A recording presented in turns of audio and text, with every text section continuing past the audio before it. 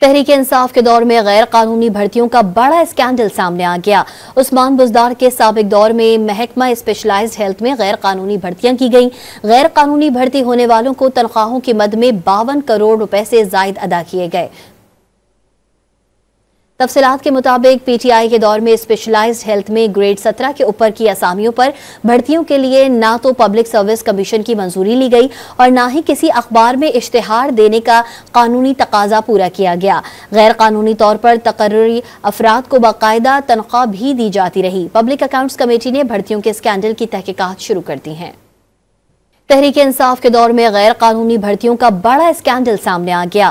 عثمان بزدار کے سابق دور میں محکمہ اسپیشلائزڈ ہیلتھ میں غیر قانونی بھرتیاں کی گئیں۔ غیر قانونی بھرتی ہونے والوں کو تنخواہوں کی مد میں 52 کروڑ روپے سے زائد ادا کیے گئے۔ تفصیلات کے مطابق پی ٹی آئی کے دور میں اسپیشلائزڈ ہیلتھ میں گریڈ 17 کے اوپر کی اسامیوں پر بھرتیوں کے لیے نہ تو پبلک سروس کمیشن کی منظوری لی گئی اور نہ ہی کسی اخبار میں اشتہار دینے کا قانونی تقاضا پورا کیا گیا۔ غیر قانونی طور پر تقرری افراد کو باقاعدہ تنخواہ بھی دی جاتی رہی۔ پبلک اکاؤنٹس کمیٹی نے بھرتیوں کے اسکینڈل کی تحقیقات شروع کر دی ہیں۔